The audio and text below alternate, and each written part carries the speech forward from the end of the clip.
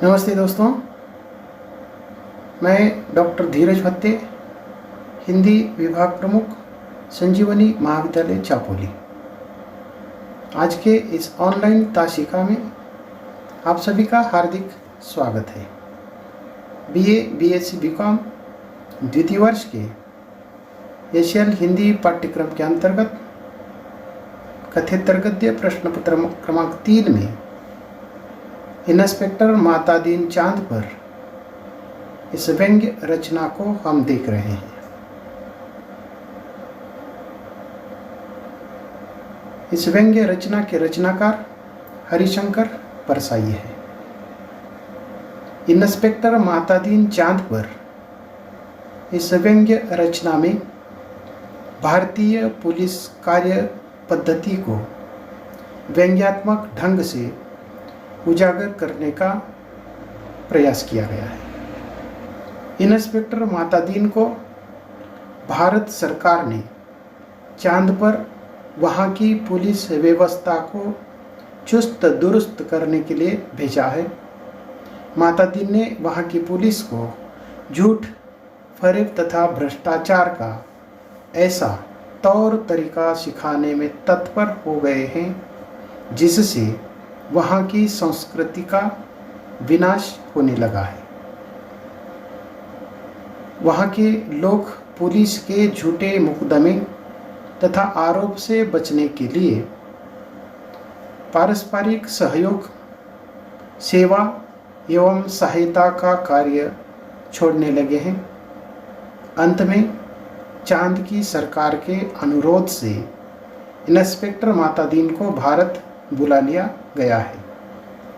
लेखक प्रकारांतर से भारतीय पुलिस की दूषित एवं मानव विरोधी गतिविधियों का खुलासा इस व्यंग्य के माध्यम से करते हैं। संस्कृति के विनाश में पुलिस की मुख्य भूमिका होने की बात व्यंग्यकार ने इस व्यंग्य के अंतर्गत की है। तो हम देखते हैं इंस्पेक्टर मातादीन चांद पर हरिशंकर परसाई का व्यंग्य।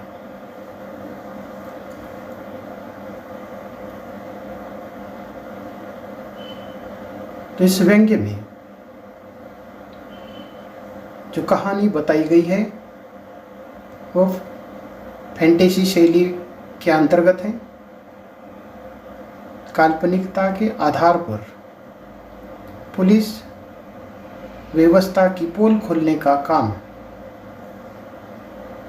हरिशंकर परसाई जी ने किया है। तो इस रचना को पढ़ते हुए तो इसका जो स्पष्टीकरण है हम करते हैं। इस रचना के आरंभ में वैज्ञानिक कहता है चांद पर जीवन नहीं है, पर सीनियर पुलिस इंस्पेक्टर मातादीन जो डिपार्टमेंट में एमडी साहब हैं, तो मातादीन कहते हैं कि वैज्ञानिक झूठ बोलते हैं, वहाँ हमारे जैसे ही मनुष्यों की आबादी है। विज्ञान ने हमेशा इंस्पेक्टर मातादीन से मात खाई है। उदाहरण के तौर पर फिंगरप्रिंट्स विशेषज्ञ कहता रहा कि छुरे पर पाए गए निशान मुजरिम की उंगलियों के नहीं है, परंतु मातादीन उस व्यक्ति को सज़ा दिला ही देते हैं। तो इस प्रकार इस रचना के आरंभ में एक महत्वपूर्ण जो तर्क है वो मातादीन ने इस प्रकार का लगाया है कि चांद पर आबादी है, मनुष्यों की आबादी है, परंतु विज्ञान कहता है कि चांद पर जीवन नहीं है। तो इस बात को झूठा साबित करने का प्रयास ये इंस्पेक्टर मातादीन करते हैं। इंस्पेक्टर मातादीन पुलिस डिपार्टमेंट के एक सीनियर इंस्पेक्टर हैं और वो चांद पर जाकर आए हैं और वे हमेशा विज्ञान और वैज्ञानिकों पर विश्वास नहीं रखते हैं और विज्ञान ने इंस्पेक्टर के सामने हमेशा माथी खाई है। ऐसा एक तर्क व्यंग्यकार ने इस व्यंग्य के आरंभ में दिया है कि फिंगरप्रिंट्स विशेषज्ञ के अनुसार एक छुरे पर जो निशान है वो मुस्लिम की उंगलियों के नहीं है, फिर भी माता दिन क्या करते हैं, उस मुस्लिम को सज़ा दे देते हैं। यानी कि विज्ञान का या वैज्ञानिकों का वो विरोध करते हैं, उन पर विश्वास नहीं है। माता दिन यहाँ कहते हैं कि ये वैज्ञानिक केस का पूरा इन्वेस्टिगेशन नहीं करते। उन्होंने चांद का उजला हिस्सा देखा और कह दिया कि वहाँ जीवन नहीं है। मैं चांद का अंधेरा हिस्सा देखकर आया हूँ, वहाँ मनुष्य जाति है। इस प्रकार माता दिन का ये तर्क है। ये कहता है कि ये जो वैज्ञानिक है वो पूरी जो केस है उसका इन्वेस्टिगेशन नहीं करते, उसकी पूरी जांच पड़ताल नहीं करते हैं। उन्होंने चांद का उजला हिस्सा देखा है और कह दिया कि वहाँ जीवन नहीं है, परंतु माता दिन कहता है कि मैंने खुद चांद का अंधेरा हिस्सा देखकर मैं आया हूँ और वहाँ मनुष्य जाति है। यह बात सही हो सकती है क्योंकि अंधेरे पक्ष के माता दिन माहिर माने जाते हैं। लेखक के अनुसार ये जो माता दिन की जो बात है वह सही हो सकती है, उस पर विश्वास किया जा सकता है क्योंकि अंधेरे पक्ष के माहिर माता दिन रहे हैं। तो इस पर कई सारे प्रश्न उपस्थित हो सकते हैं कि माता दिन चांद पर क्यों गए थे।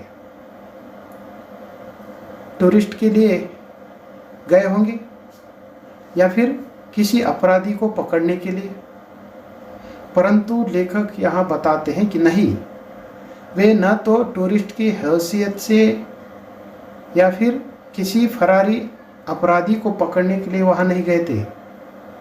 वे तो भारत की तरफ से सांस्कृतिक आदान प्रदान के अंतर्गत चांद पर गए थे।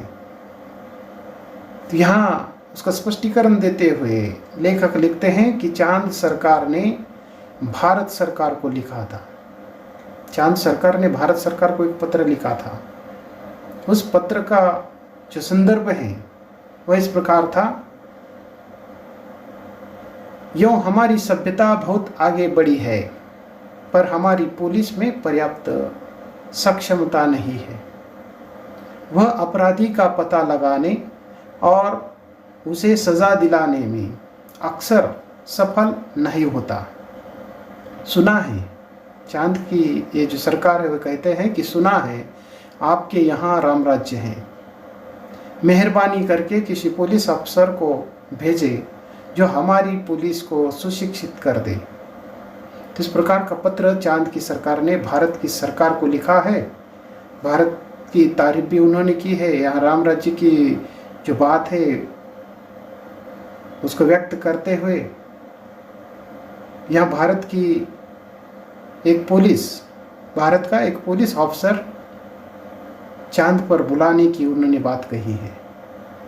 तो उसके पहले वहाँ की जो सभ्यता है उसकी उन्होंने तारीफ भी की है।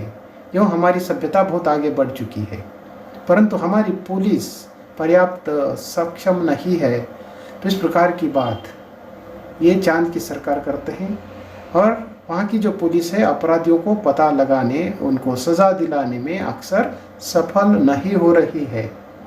इसलिए राम राज्य की जो पुलिस है वह हमारी पुलिस को सुशिक्षित या शिक्षित कर सकती है। इसलिए मेहरबानी करके किसी पुलिस अफसर को भेजने की बात चांद सरकार भारत सरकार को कर रहा है। उसके बाद ये सरकारी जो यंत्रणा है वो शुरू हो जाती है। गृह मंत्री ने सचिव को आदेश दिया कि किसी आईजी को भेज दो। चांद की पुलिस को सुधारने के लिए, शिक्षित करने के लिए गृह मंत्री ने अपने सचिव को कहा कि किसी आईजी को भेज दो, परंतु जो सचिव है सचिव कहते हैं कि नहीं सर, आईजी नहीं भेजा जा सकता। प्रोटोकॉल का सवाल है। चांद हमारा एक क्षुद्र उपग्रह है, आईजी के रैंक के आदमी को नहीं भेजेंगे। किसी सीनियर इंस्पेक्टर को भेज देता हूँ। तो इस प्रकार ये जो सचिव है गृह मंत्री से कहते हैं कि नहीं सर, हम आईजी को वहाँ नहीं भेज सकते, क्योंकि ये प्रोटोकॉल का सवाल है और ये जो चांद है वह हमारा एक क्षुद्र उपग्रह है और ऐसे एक क्षुद्र उपग्रह पर आईजी के रैंक के आदमी को नहीं भेज सकते, इसलिए किसी सीनियर इंस्पेक्टर को हम भेज देंगे।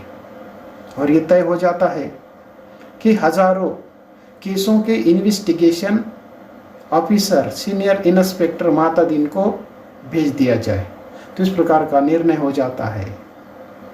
सरकार की ये जो गृह मंत्रालय या सचिवालय है वहाँ से ये निर्णय होता है कि हजारों केसों की इन्वेस्टिगेशन करने वाले जो ऑफिसर है, सीनियर ऑफिसर इंस्पेक्टर मातादीन, उनको चांद की पुलिस को शिक्षित करने के लिए भेज दिया जाए। चांद की सरकार को लिख दिया जाता है कि आप मातादीन को लेने के लिए पृथ्वी यान भेज दीजिए। तो इस प्रकार चांद की सरकार की जो मांग थी उस पर विचार करते हुए सीनियर इंस्पेक्टर के रूप में मातादीन को चांद पर भेजने की बात तय होती है और चांद की सरकार को पत्र लिखा जाता है कि मातादीन को लेने के लिए पृथ्वी यान भेज दी जाए। मातादीन के चांद पर निकलने की तैयारी हो जाती है। पुलिस मंत्री ने मातादीन को बुलाकर कहा कि तुम भारतीय पुलिस की उज्जवल परंपरा के दूत की हैसियत से जा रहे हो। ऐसा काम करना कि सारे अंतरिक्ष में डिपार्टमेंट की ऐसी जय जयकार हो कि पीएम ने कि प्रधानमंत्री को भी सुनाई पड़ जाए। तो इस प्रकार जो पुलिस के जो मंत्री है वह मातादीन को बुलाते हैं और उनको इस प्रकार का आदेश देते हैं, इस प्रकार की बात करते हैं कि तुम भारतीय पुलिस की उज्जवल परंपरा के एक हैसियत वाले दूत हो और तुम चांद पर जा रहे हो। चांद पर जाकर ऐसा काम करना, यानी कि अंतरिक्ष में जाकर ऐसा काम करना कि वहाँ के सारे जो डिपार्टमेंट है उन डिपार्टमेंट में, उन विभागों में आपकी जय जयकार हो और आपकी जय जयकार की जो आवाज़ है वह हमारे जो पीएम है, हमारे जो प्रधानमंत्री है, उनको भी सुनाई पड़ जाए। तो इस प्रकार का जो काम है करने की सलाह ये पुलिस मंत्री मातादीन को दे देते हैं। मातादीन की यात्रा का दिन आ जाता है। एक यान अंतरिक्ष अड्डे पर उतर जाता है। मातादीन सबसे विदा लेकर यान की तरफ बढ़ते हैं। वे धीरे धीरे कहते जा रहे थे, प्रेविसी नगर कीजे सब काजा, हृदय राखा कौशलपुर राजा। तो इस प्रकार राम राज्य है यहाँ। तो इस प्रकार जैसे कि बहुत ही उत्साह के साथ ये चांद पर जाने के लिए निकले हैं। यान के पास जब मातादीन पहुँच जाते हैं तो अपने मुंशी अब्दुल गफूर को पुकारते हैं। मुंशी तो गफूर ने एड़ी मिलाकर सैल्यूट फटकारा और ये जो गफूर है वो पूछते हैं कि बोला जी स्पेक्ट्रा, जी स्पेक्ट्सा। वह आदर के साथ ये जो मुंशी है गफूर वो क्या करता है, मातादीन को पूछता है कि क्या काम है। तभी मातादीन उन्हें पूछते हैं कि FIR बुक रख दी है। तो ये गफूर कहते हैं कि जी स्पेक्टा, और रोजनामचे का नमूना। तो ये गफूर कहते हैं कि जी स्पेक्ट्सा। तो इस प्रकार ये पूरी तैयारी के साथ चांद पर निकल रहे हैं। वे यान में बैठने लगे। उसी समय हवालदार बलभद्र को बुलाकर कहा। तो ये जो मातादीन है वो क्या करते हैं, जिस समय यान में उनको बैठना है उस समय अपने एक हवालदार को बुलाते हैं जिनका नाम बलभद्र है। बलभद्र को बुलाते हैं और कहते हैं कि हमारे घर में जेचकी की खपत अपने खटला को मदद के लिए भेज देना। तो इस प्रकार इसके अंतर्गत हमारे घर में जेचकी के बगत अपने खटला, खटला यानी पत्नी, जैसे कि हमारी पत्नी की मदद करने के लिए अपनी पत्नी को हमारे घर भेज देना, इस प्रकार की वो बात करते हैं। तो ये जो बलभद्र हवलदार है वो कहते हैं कि जय स्वेच्छा, और गफूर कहते हैं कि आप बेफिक्र रहे स्वेच्छा, मैं अपने मकान, मकान यानी पत्नी, मैं अपने मकान यानी कि पत्नी को भी भेज दूंगा खिदमत के लिए। तो इस प्रकार माता दीन की पत्नी की खिदमत के लिए, उनकी मदद के लिए ये जो बलभद्र है और जो गफूर है वह दोनों भी क्या करते हैं, यहाँ किसी भी फिक्र न करते हुए आप चाहिए तो इस प्रकार की बात करते हैं, उनको भेजने की तैयारी करते हैं।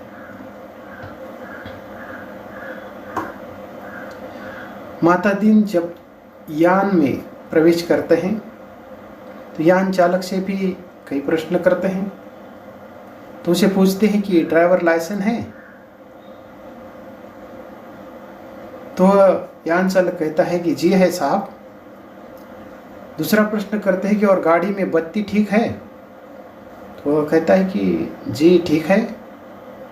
तो माता दीन उसे कहता है कि वह चेताता है, सूचित करता है। माता दीन उस यान चालक को कहता है कि सब ठीक ठाक होना चाहिए, वरना हरामजादे का बीच अंतरिक्ष में चालान कर दूंगा। इस पर वो चालान काटने की बात कर रहा है, दंड लगाने की बात कर रहा है।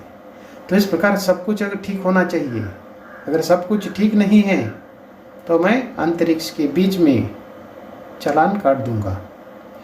तो ये चंद्रमा से आए हुए जो चालक है, यान चालक, वो कहता है कि हमारे यहाँ आदमी से इस तरह नहीं बोलते हैं।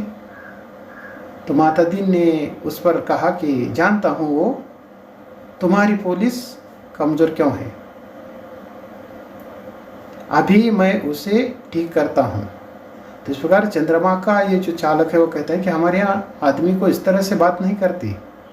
तो माता दीन कहता है कि जानता हूँ वो तुम्हारी पुलिस कमज़ोर क्यों है, इसीलिए तो तुम्हारी पुलिस कमज़ोर है, अभी मैं उसे ठीक करता हूँ। उसके बाद माता दीन यान में कदम रखते हैं। एक दूसरा हवलदार राम सजीवन भागता हुआ वहाँ जाता है और कहता है कि स्पेक्ट्सा एसपी साहब के घर से कहे है कि चांद में ईडी चमकाने का पत्थर लेते आना। तो इस प्रकार जैसे कि ये जो राम सजीवन हवलदार है वो एक खबर लेकर आता है और कहता है कि एसपी साहब के घर से एक बात कही गई है कि चांद में ईडी चमकाने का पत्थर मिलता है, वो लेकर आना। तो माता दीन खुश हो गए, बोले कह देना भाई साहब से ज़रूर लेता आऊँगा। यानी कि जो भाई साहब है हवलदार की जो बीवी है उनसे कह देना कि ज़रूर लेकर आता जाऊँगा। वे यान में बैठे और यान उड़ गया। तो इस प्रकार ये जो पुलिस निरीक्षक है या पुलिस इंस्पेक्टर है माता दीन, वह चांद से आए हुए उस यान में बैठ जाते हैं और ये जो यान है वह निकल जाता है। पृथ्वी के वायुमंडल से यान जैसे ही बाहर निकलता है वैसे ही माता दीन उस यान चालक से कहता है अबे हॉर्न क्यों नहीं बजाता। तो इस प्रकार ये हॉर्न बजाने की जो बात है वह माता दीन उस वायुयान से कर रहा है और वह कहाँ, वायुमंडल में जहाँ कोई भी नहीं है। तो ऐसे समय में वह तो इस प्रकार हॉर्न बजाने की बात कर रहे हैं।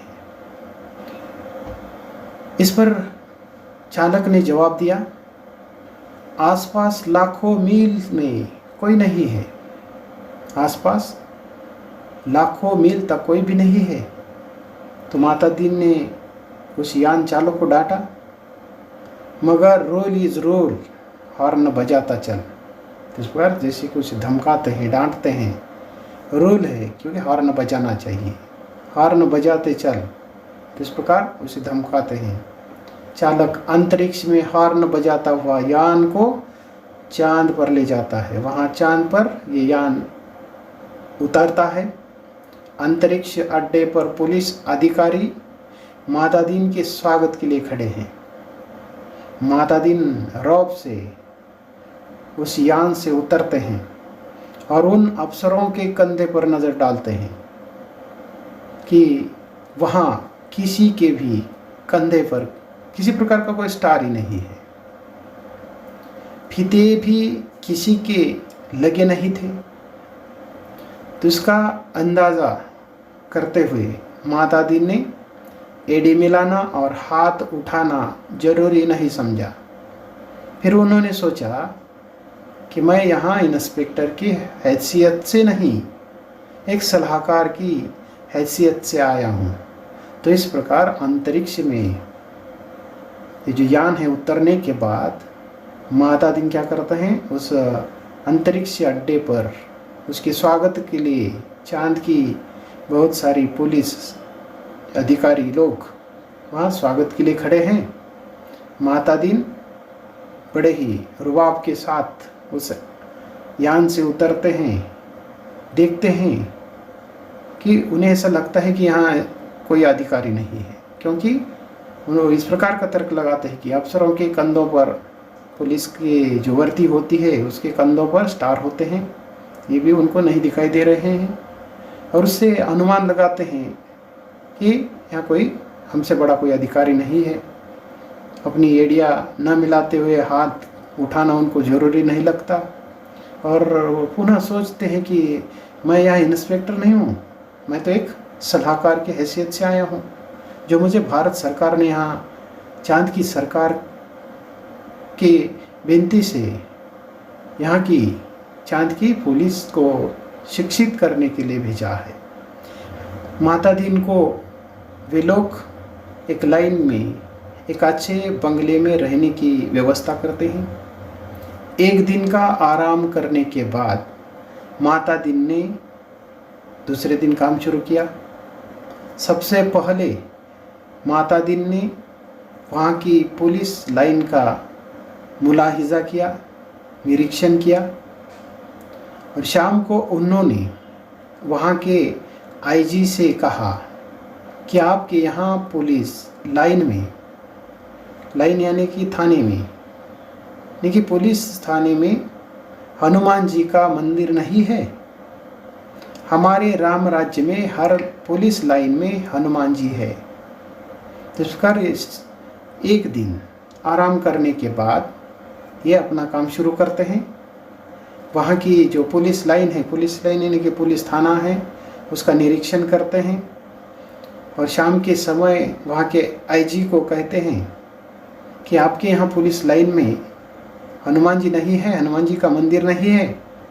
हमारे राम राज्य में हर पुलिस थाने में, लाइन में हनुमान जी है। आईजी ने कहा, हनुमान कौन थे? हम नहीं जानते। तो इस प्रकार आईजी को भी इसका पता नहीं है। तो इसलिए वो कहते कि हनुमान कौन थे, हम नहीं जानते। इस पर माता दीन कहते हैं कि हनुमान का दर्शन करना कर्तव्य परायण पुलिस वाले के लिए जरूरी है। हनुमान सुग्रीव के यहाँ स्पेशल ब्रांच में थे। उन्होंने सीता माता का पता लगाया था। एब्सकर्शन का मामला था।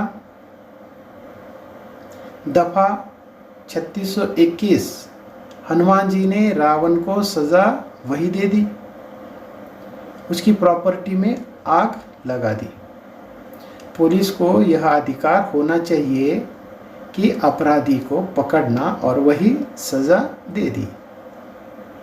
पुलिस को यह अधिकार होना चाहिए कि अपराधी को पकड़ा जाए और वही सजा दे दी जाए। अदालत में जाने का झंझट ही नहीं। मगर ये जो सिस्टम है अभी हमारे राम राज्य में भी चालू नहीं हुआ। हनुमान जी के काम से भगवान रामचंद्र बहुत खुश हुआ। वे उन्हें अयोध्या ले गए और वहाँ हनुमान जी को 10 ड्यूटी में तैनात कर दिया। वही हनुमान हमारे आराध्य दैवत है। मैं उनकी फ़ोटो लेता आया हूँ, उससे मूर्तियाँ बनवाइए और हर पुलिस लाइन में उसको स्थापित करवाइए। तो इस प्रकार वहाँ के आईजी ने जो प्रश्न किया कि हनुमान जी कौन थे, हम नहीं जानते, तो उसका उत्तर देते हुए माता दीन ने इस प्रकार का लंबा वक्तव्य दिया है। हनुमान जी का दर्शन करना पुलिस वालों के लिए कर्तव्य परायण का काम है, जरूरी है, क्योंकि हनुमान जी सुग्रीव के यहाँ स्पेशल ब्रांच में थे। उन्होंने सीता माता का पता लगाया। इतना ही नहीं तो हनुमान जी ने रावण को वहीं पर सजा दे दी, अर्थात उसकी जो प्रॉपर्टी है रावण की, उसको आग लगा दी। और पुलिस को इसी प्रकार का अधिकार होने की बात माता दीन करते हैं कि पुलिस को इसी प्रकार का अधिकार होना चाहिए कि अपराधी को पकड़ा जाए और वहीं पर उसको सजा दी जाए, अदालत में जाने का झंझट ही नहीं।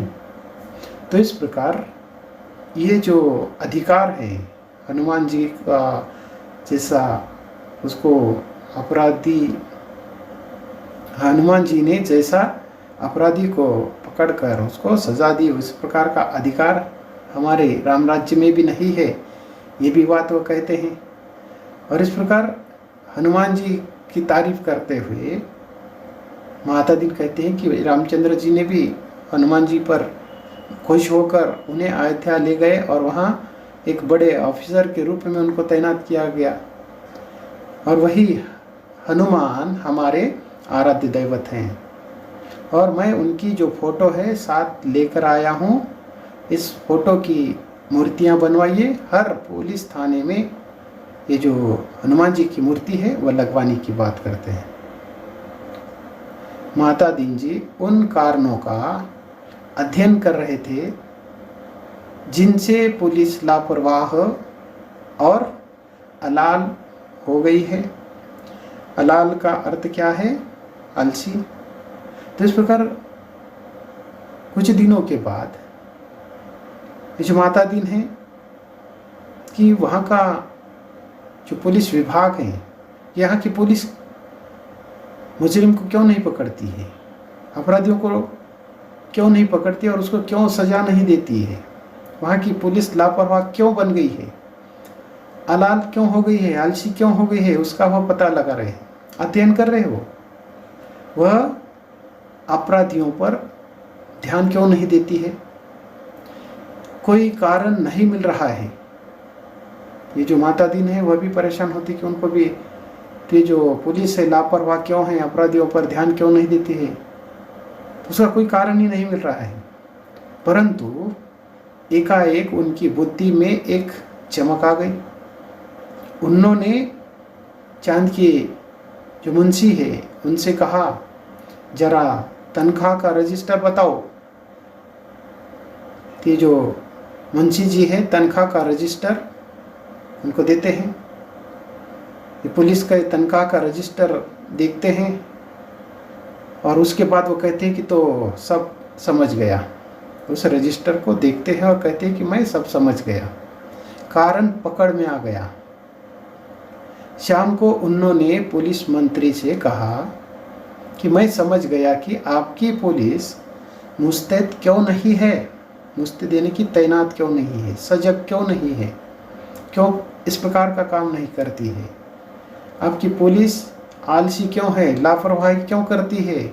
मैं समझ गया हूँ, क्योंकि आप इतनी बड़ी तनख्वाह उनको देते हैं, इसलिए सिपाहियों को, अर्थात वहाँ की जो पुलिस की जो तनख्वाह है उसका उल्लेख करते हुए कहते हैं कि इसलिए सिपाही को 500, हवालदार को 700, थानेदार को 1000। ये क्या मजाक है? आखिर पुलिस अपराधी को क्यों पकड़े? हमारे यहाँ सिपाही को 100 और इंस्पेक्टर को 200 देते हैं, तो वे 24 घंटे जुर्म की तलाश करते हैं। सिपाही को और इंस्पेक्टर को तो इस प्रकार ये जो वेतन, अधिक वेतन है, उसको कम करने की जो सलाह है वह वहाँ की जो पुलिस मंत्री है या वहाँ की जो सरकार है उनको देते हैं। तो इस प्रकार जैसे कि ये पुलिस लापरवाही क्यों कर रही है, ये पुलिस इतनी अलाल क्यों है, अपराधियों को क्यों नहीं पकड़ रही है, उनको सजा क्यों नहीं दे रही है, उसका अध्ययन करने के बाद अंत में उनके दिमाग में एक बात आ जाती है और वो मुंशी से उनके तनख्वाह का रजिस्टर मांगते हैं। रजिस्टर देखकर वह सब समझ जाते हैं और कहते हैं कि कारण पकड़ में आ गया। और उसके बाद शाम को उन्होंने पुलिस के जो मंत्री है उनको कहते हैं कि मैं समझ गया कि आपकी पुलिस तैनात क्यों नहीं है, सजग क्यों नहीं है, कार्य क्यों नहीं कर रही है, क्योंकि उनको इतनी बड़ी आप तक तनख्वाह देते हैं इसीलिए ये काम नहीं कर रहे हैं। कैसे कि इतनी बड़ी तनख्वाह, सिपाही को 500, हवलदार को 700 और थानेदार को 1000 रुपये, ये क्या मजाक है। आखिर पुलिस अपराधी को क्यों पकड़े? अगर इतनी बड़ी तनख्वाह अगर मिलती है तो ये काम कैसे करेंगे? तो इस प्रकार का वो प्रश्न वहाँ करता है और वह अपना उदाहरण देते हुए, अपनी बात करते हुए, हमारे यहाँ तो सिपाही को 100 और इंस्पेक्टर को 200 देते हैं और उसके बाद ये 24 घंटे जुर्म की जो तलाश है उसमें रहते हैं। सिपाही को 100 और इंस्पेक्टर को 200 देते हैं तो ये 24 घंटे जुर्म की तलाश में रहते हैं। आप ये जो तनख्वाह है फौरन घटाइए। तो इस प्रकार ये जो पुलिस मंत्री हैं उनको माता दिन सलाह देते हैं कि इन सभी पुलिस वालों को ये जो तनख्वाह दी जा रही है उसको घटाई जाए। पुलिस मंत्री यहाँ कहते हैं कि इस प्रकार उनका वेतन अगर कम किया जाए तो ये अन्याय होगा। अच्छा वेतन नहीं मिलेगा तो वे काम कैसे करेंगे, क्यों करेंगे? तब माता दीन उसे समझाता है इसमें कोई अन्याय नहीं है। आप देखेंगे कि पहली घटी हुई तनख्वाह मिलते ही आपकी पुलिस की जो मनोवृत्ति है उस मनोवृत्ति में किस प्रकार की क्रांतिकारी परिवर्तन हो जाएगा। तो इस प्रकार की बात वो करते हैं। पुलिस मंत्री ने माता दिन की बात को सुनते हुए, उस पर विश्वास करते हुए उनकी जो तनख्वाह है वह घटा दी जाती है। 2-3 महीनों में सचमुच ही बहुत सारा फर्क दिखाई देने लगता है। तो इस प्रकार चांद की जो पुलिस है उनकी तनख्वाह कम करने के 2-3 महीने बाद सचमुच भी वहाँ फर्क दिखाई देने लगता है।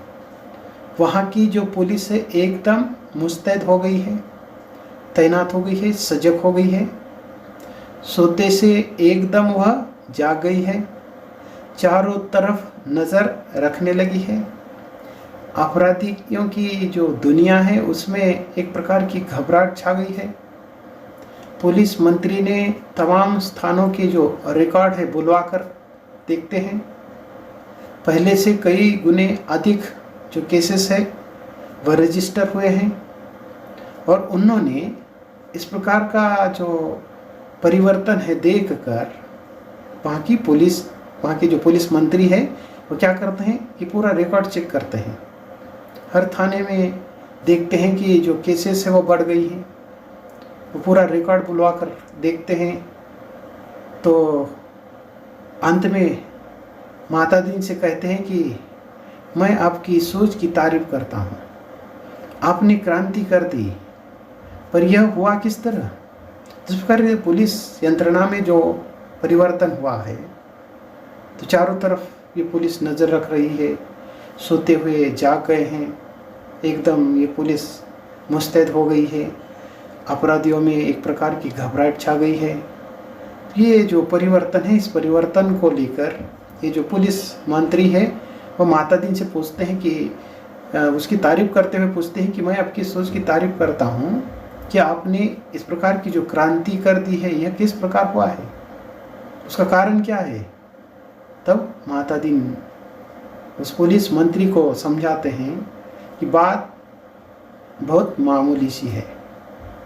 कम तनख्वाह दोगे तो मुलाजम की गुजार नहीं होगी, यानी कि जिसको ये वेतन मिल रहा है उसके परिवार का गुजारा नहीं होगा। 100 रुपये में सिपाही बच्चों को नहीं पाल सकेंगे।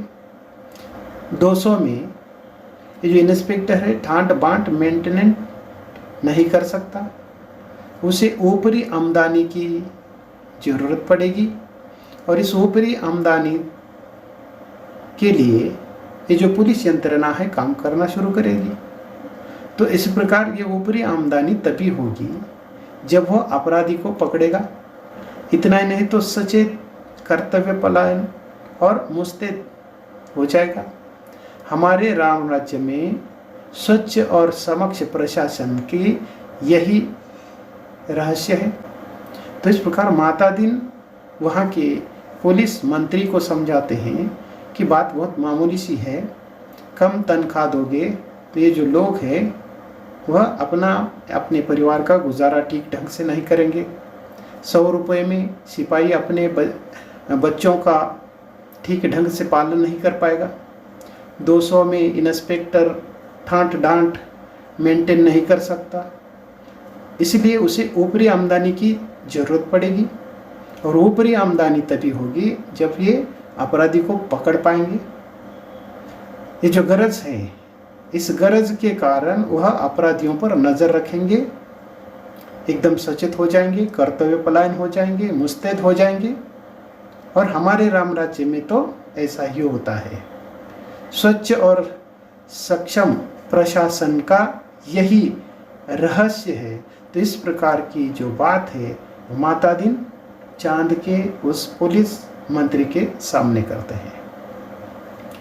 चंद्रलोक में इस चमत्कार की खबर फैल जाती है, लेकिन चांद के ऊपर चंद्रलोक में माता दीन ने ये जो परिवर्तन कर दिखाया है, जो आलसी पुलिस थी, जो अपराधियों को पकड़ने में, उनको सज़ा दिलाने में असफल हो रही थी, वह अब सजग हो गई है, मुस्तैद हो गई है। सजग होकर वह अपना कार्य तत्परता के साथ कर रही है। ये जो परिवर्तन है, इस परिवर्तन को देखकर वहाँ के जो लोग हैं, इस चमत्कार की खबर चारों तरफ फैल जाती है। लोग माता दीन को देखने के लिए पुलिस थाने में आ जाते हैं। ये कैसा आदमी है जो कम तनख्वाह में इतना सारा सक्षमता ला सकता है। पुलिस के लोग भी उस पर खुश थे और दूसरी तरफ सरकार भी खुश थी। और जैसे कि जो पुलिस के जो लोग हैं वो इसलिए खुश थे कि वे कहते हैं कि गुरु आप इधर न पधारते तो हम सभी कोरी तनख्वाह से ही गुजर करते रहते। सरकार भी उधर खुश थी कि मुनाफे का बजट बनने वाला था। तो इस प्रकार दोनों का फ़ायदा, एक तरफ पुलिस का फ़ायदा और दूसरी तरफ सरकार का फ़ायदा। पुलिस का फ़ायदा इसलिए है कि उनको जो तनख्वाह मिल रही थी उतनी ही तनख्वाह लेकर, भले ही वो काम न करते हो, लेकिन तनख्वाह से अधिक पैसा उनको नहीं मिल रहा था, उतनी ही तनख्वाह में अपना गुजारा कर रहे थे। परंतु माता दीन के कहने के अनुसार उनकी तनख्वाह कम कर दी गई। कम तनख्वाह करने के कारण उनके परिवार का गुजारा ठीक ढंग से न होने के कारण वह अपराधियों को पकड़ने लगे और उनसे पैसे भी वसूलाने लगे, जिसके कारण पहले उनकी जितनी तनख्वाह थी उस तनख्वाह से अधिक पैसे इन पुलिस वालों के पास आने लगे। तो दूसरी तरफ सरकार भी खुश थी कि सरकार को जो इन पुलिस वालों का जो वेतन देना था या उसके लिए जितना बजट लगने वाला था उससे कम बजट लग रहा है। सरकार भी मुनाफे में और ये जो पुलिस है, पुलिस भी खुश। दोनों को खुश करने का काम माता दीन करते हैं। तो इस प्रकार माता दीन को लगता है कि आधी तो समस्या हल हो गई, क्योंकि पुलिस को, सरकार को, वहाँ के लोगों को उन्होंने खुश किया है। ये जो पुलिस है अपराधी को अब पकड़ने लगी है। अब मामले की जांच विधि में सुधार करना रह जाता है। अब माता दीन को ऐसा लगता है कि अब तो आधा काम हो गया है, अब आधा जो काम है, अब क्या करना है कि ये जो पुलिस अपराधी को किस प्रकार पकड़ते हैं उनको वो सिखाना है कि किस प्रकार अपराधी को पकड़ना चाहिए। तो इस मामले की जो जांच विधि में वो सुधार लाने की कोशिश करता है या काम शुरू करता है। अपराधी को पकड़ने के बाद उसे सज़ा कैसे दिलाई जा सकती है। माता दिन इंतज़ार कर रहे थे कि कोई बड़ा केस हो जाए तो नमूने के तौर पर उसका इन्वेस्टिगेशन करके मैं इन सब पुलिस वालों को बता दूंगा। तो इस प्रकार वो इंतज़ार करते हैं कि ऐसी कोई बड़ी घटना या ऐसा कोई बड़ा केस हो जाए, उसको नमूने के तौर पर उसका इन्वेस्टिगेशन, उसकी जांच पड़ताल करते हुए इन चांद की पुलिस को, अर्थात ये अपराधी को पकड़ना और उनको सज़ा देने का जो ढंग है, वो तरीका है, वो सिखाने की वो बात करते हैं। हम यहाँ रुकते हैं। धन्यवाद।